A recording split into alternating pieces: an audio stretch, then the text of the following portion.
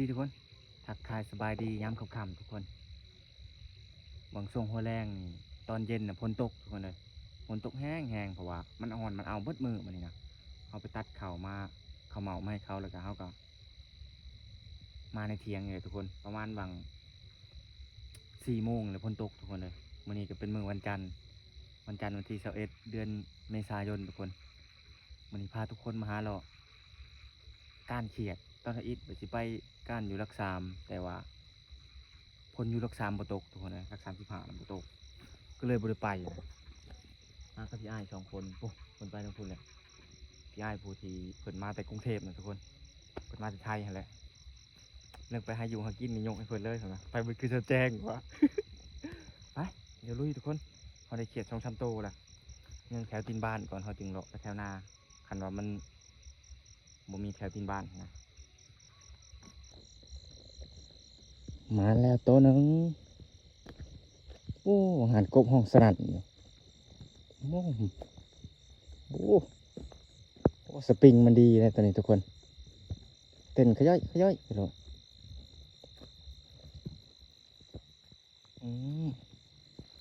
ตัวน้อยตัวนี้นี่มันโอ้ตัวผู้เลยคางดำ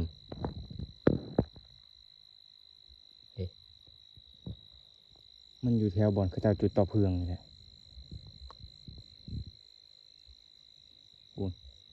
พี่อ้ายครับกบได้นั่นน่ะอาจจะขวดได้ช่างกันดิ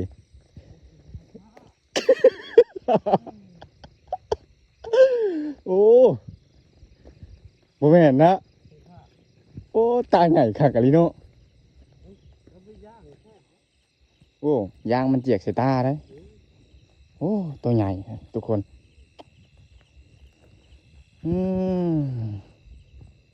ตัวใหญ่ดีเว้ยตัวนี้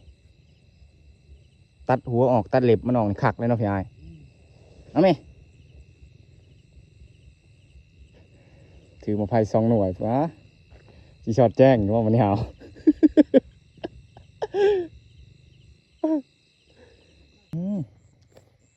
หมอนี่ขอหอยตอนเล่นอยู่กระป๋อมเอ้าหนุกโอ้ตัวบ่ใหญ่ดิมันตื่นกี่นี่นี่แม่ไข่เลยทุกคนมัน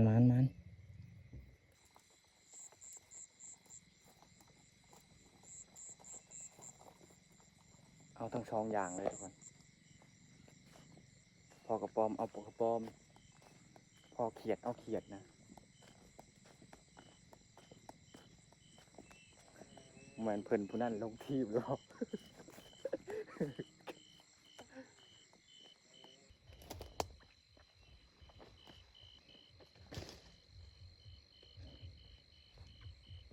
แต่ยังน้อยเขามาหาการแท่นี้แล้วก็หมูเขาคักขนาด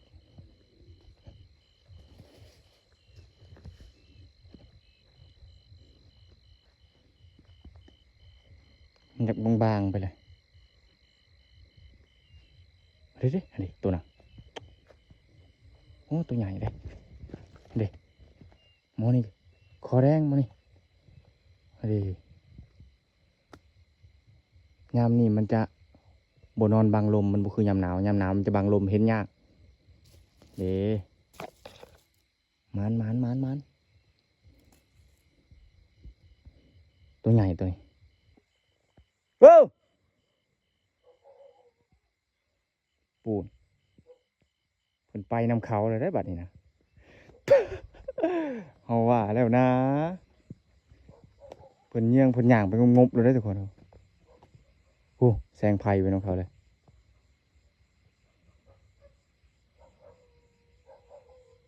เพิ่นยังบ่ฮู้ยังได้ที่น้องเพิ่นสิลงทีบจักหน่อยเพิ่นเบิ่นสิหาทางเมื่อยหนึ่งเพิ่นสิฮอดเฮือนแบบเราเยี่ยงเราย่างไปงบเลยแล้วบ่แนมหน้าแนมหลังโอ้ตายเลยที่เพิ่นไปน้ำไผ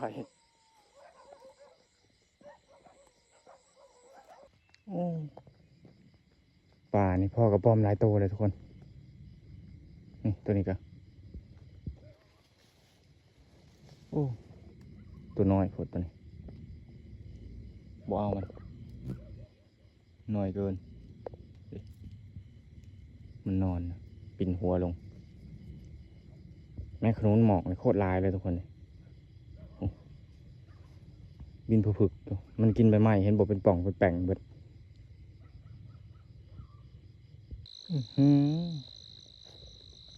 กล้วยซุ่มเนี่ยมันบอกมีนอนทุกคนมันงมกินหญ้ากินคาเฉยมันเห็ดปูเห็นหรอมันน่าจะเห็นหงว่ะตาแดงปัตตาพี่ปอบพูดอ่ะพวกมีขี้นอนดีเลยกล้วยเขาเจ้าบริผูก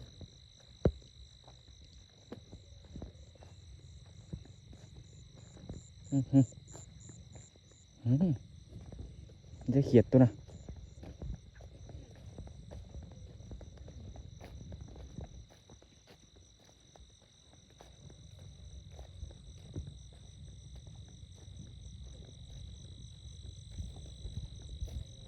โอ้ตัวใหญ่เลยตัวนี้คิดไม่ไข่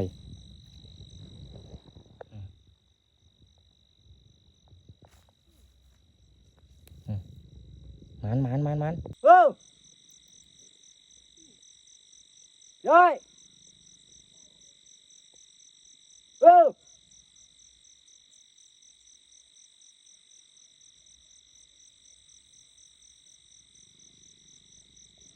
จักไปลงดีเจได้ทุกคน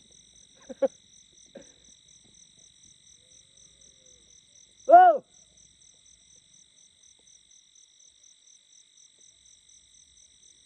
เงียบคลิปให้เราถามทางเมื่อเราเจอแสงไฟใช่ก็ได้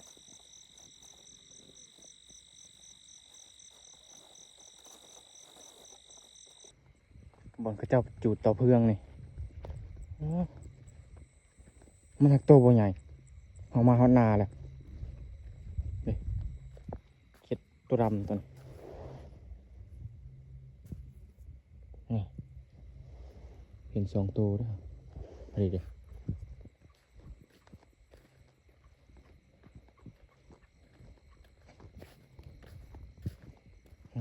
บอลใหญ่ไม่ก็ใหญ่ที่เขียดตัวจอยตัวนี้มันโอ้เด็กตัวนั้นกัน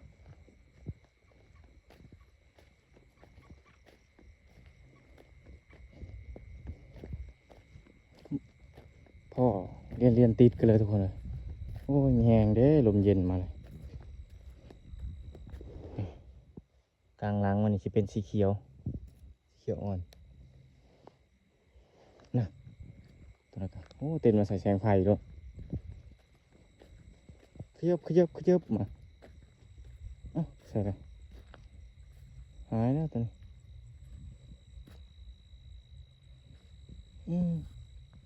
เต้นมานี่เสียซ้ำ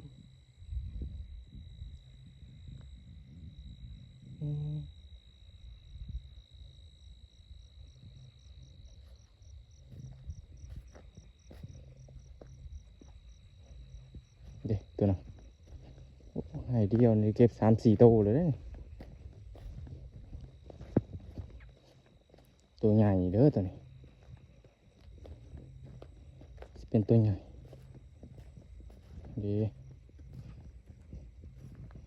โอ้พอปานกันทุกคนดีนี่มันมาจอบเบิ่งกระป้อมมันปีนขึ้นต้นอะไรนะต้นกสะพอมื้อนั่นแหละทุกคนมามันนี่เขาเจ้าทางเลยเด้มันเขาเจ้าเอาไปหรือเปล่ามันปีนขึ้นในนี่แหละ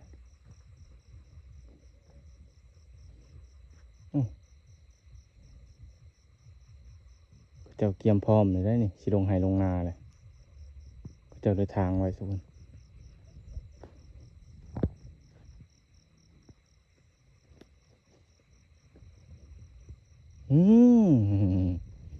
ยังอยู่เห็นบ่มันนอนบไดบังลมเลยยามนี่สิเห็นง่ายท หายามลมหรือว่าเห็นยากทุกคนเลยเด้กึบนี่บักคอแดงเด้มานนี่ดิเดี๋ยวไปต้นแก่ต้นนั้นอีกต้นแก่ที่ว่ามันลิบลงเห็นบ่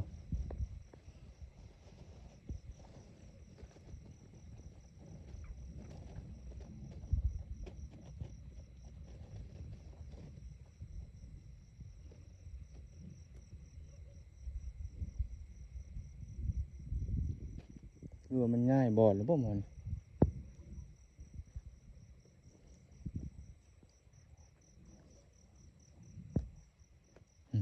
มันห้องมาแต่ไกลผู้อุดาดอยู่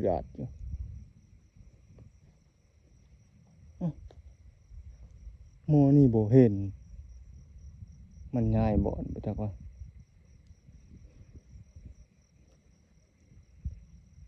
อืม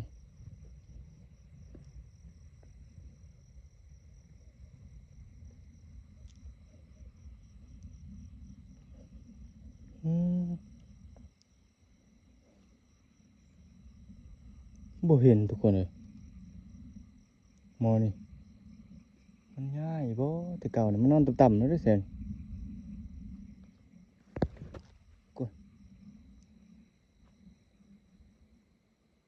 มันง่ายแล้วหมอนี่มันง่ายเลย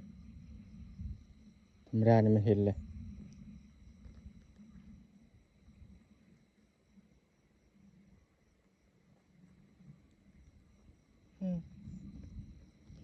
เย็นเด้บ่เห็นมันง่ายแล้ว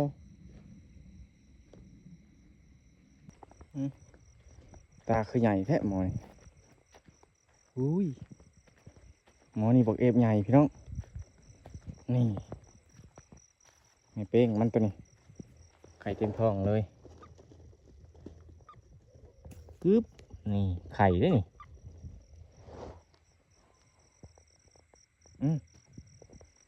ดิมองนะกะ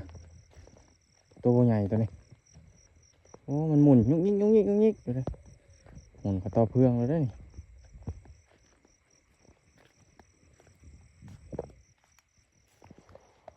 ดิมันหมุนนี่สำหรับที่หนึ่งบุเห็นมันได้นี่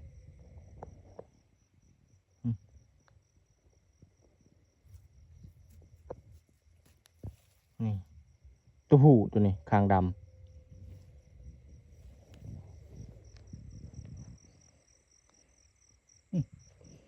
ตัวนี้แค่นี้ก็ครับ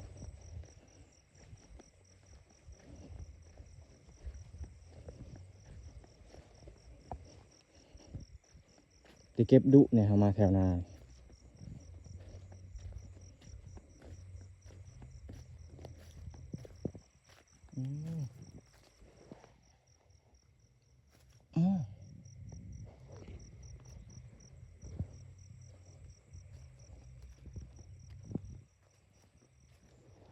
เต้นเลยมันก็จับยากแต่ตัวน้อยตัวนี้โอ้ในห้องดังเลยมันนี่ว้าต้องเสียงกบห้องแถวตีนดงทุกคนขนาดนี้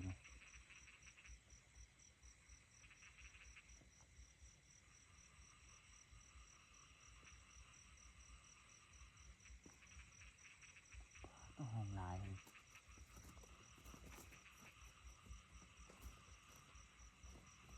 ปวดบีแข็งเลยตอนนี้ยางมาไกลเลย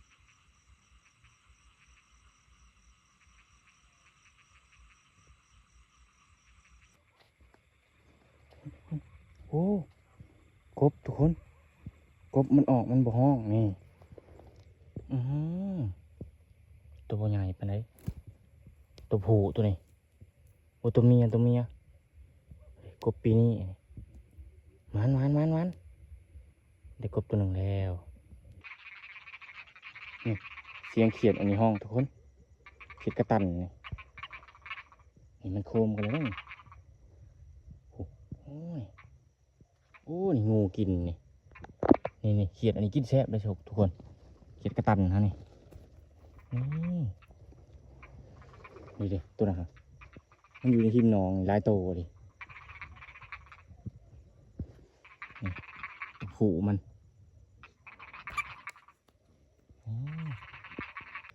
พออีกแล้วตัวนี้มันโคมๆกันโอ้กินแซ่บไปยังนี่เขียดกระตันนี่ตัวผูเลยทุกคนกินนี่เขาคิดว่าตัวอันนั้นเนี่ยตัวผูอยู่เทิงตัวน้อยตัวแม่ตัวใหญ่ดิเหลืองคักเลยพุงลมมันตัวนี้ตัวแม่เขาคิดว่าตัวผูตัวนี้นี่พุงลมบักใหญ่เลยโอ้ได้ลายนี่แซ่บยังดีพี่สอนเอื่อยเพิ่นยังเขียดเขียดแล้วนะครับเห็นอยู่บ่เลยมาทักพี่โอ้ลืนอาจารย์อีกแหละอันนี้ก็ได้ยังเขียดแก่งไว้สิได้กินชังอันนี้ฮะเด้ฮะเห็นแล้วบ่อ้าวอันนั้นแม่จะเห็นมันเต้นเอ้า มันโหดพอเลยได้ยังไงฮะเด้ตัวนักกะฮะฮะเด้ฮะเห็นบ่อันนั้นไหมบ่เห็นนั่นตั้งเป็นน้ำข้นอันนี้บ่ได้เป็นน้ำพายเด้ตามันแดงหูนฮะเห็นบ่ในหันแหละโอ้จะเป็นยังไงนั่นจะบ่ได้กินดอกมาพี่น้องกินข้าวเอามาหดเอือนเดี๋ยวไม่กี่รอไปขุดเมื่อวานนี่แหละกินยังหมูบด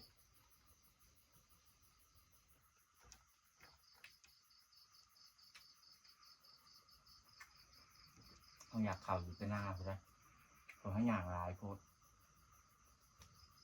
มันเลยเบิกพลังงาน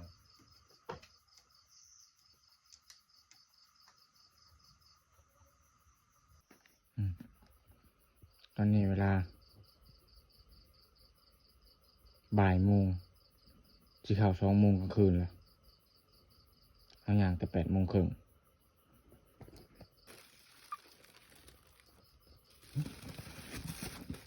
โอ้ยเขียนออก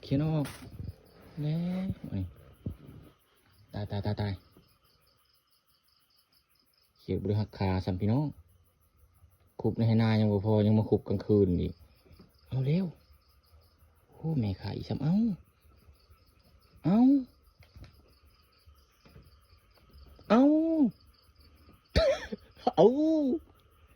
สอนตารางจ้อยบาทนี้ใส่หรือบาทนี้หุ่นน่ะโอ้ตัวบอกใหญ่บ่ได้ยังไงเลยไปแล้ววะประกาศไปไหลเปิดใหม่พี่น้องจะเขาได้กระป๋อมเต็มโตบุจักได้หูตัวว่าได้ลายอยู่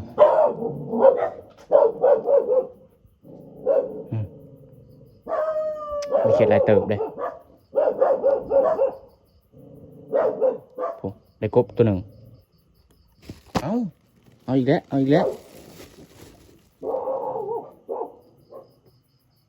ยังให้ขุบเลยติดลายต่อแท่นี้แล้วแม่ไข่ได้พี่น้องโตอีกเลยไปจ้อยบัดนี้ค่ะ2 โตเลยได้นี่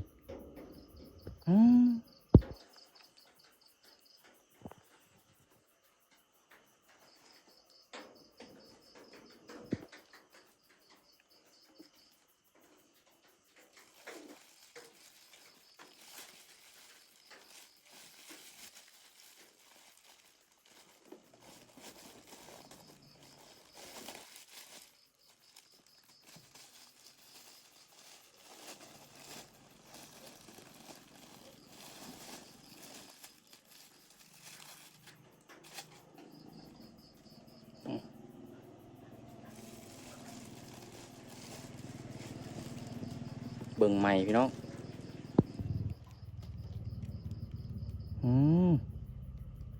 มีที่ตัวใหญ่เด้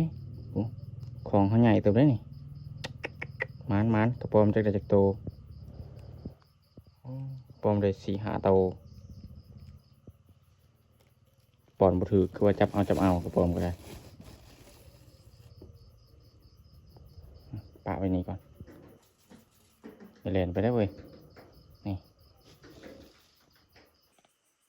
พี่น้อง